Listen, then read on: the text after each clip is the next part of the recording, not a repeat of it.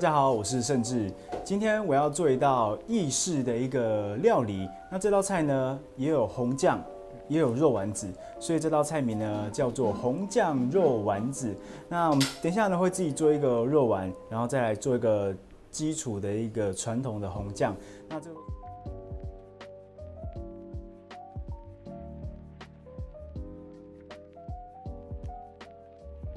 那我们先来做一个肉丸子好了，好，我们先把它煎香。好，我们就先热锅。再来这个时候呢，我们把这个肉丸子呢设定为一颗大概是30克到40克。那等一下呢，我们就可以下锅下去煎，或是炸都可以。这个部分呢，我们就是用煎的方式。好，我们先润锅完，把刚才的这个肉丸子好加下来。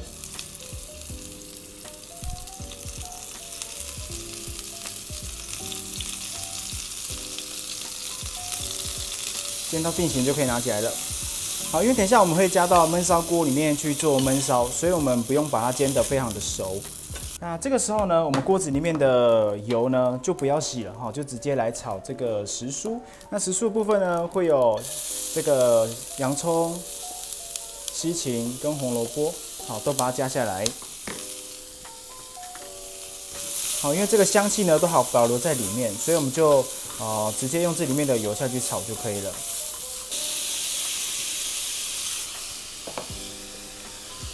意大利香料还有这个黑胡椒粒都可以把它加下来了。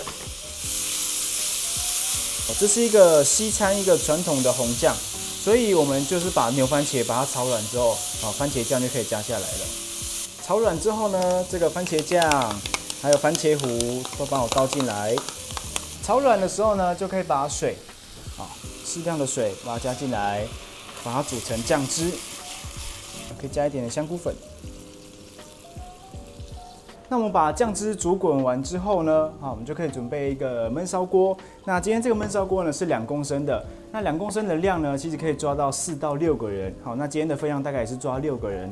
那我们就可以把它打开来，内盖打开，好，里面会有一个内锅。那当然，如果说你想要吃这个肉酱意大利面的话，你底部可以放这个肉丸子的红酱，然后上面呢你可以放这个意大利面或是炖饭的饭也可以，把它放上去也可以。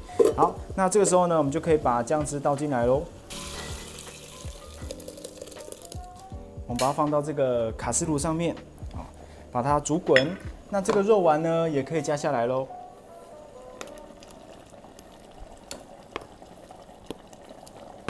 好，因为刚才我们把它煎到定型而已，它还没有到熟，所以我们会借由这个焖烧锅的特性呢，让它把它做到一个焖熟的动作。煮滚之后就可以把它倒进来。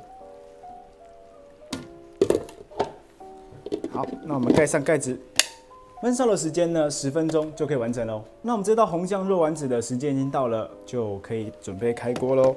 好，打开来之后呢，好就可以闻到这种番茄的香味。那主要还是要这个肉丸子呢，一定要做到入味。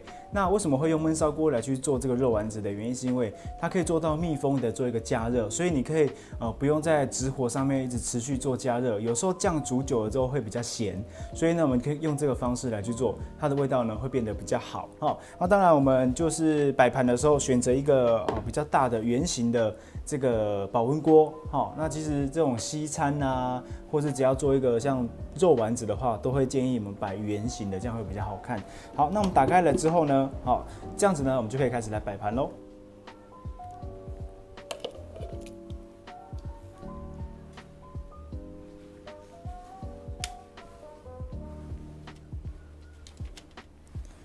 好，摆上一些食用花，好，这样子就完成喽。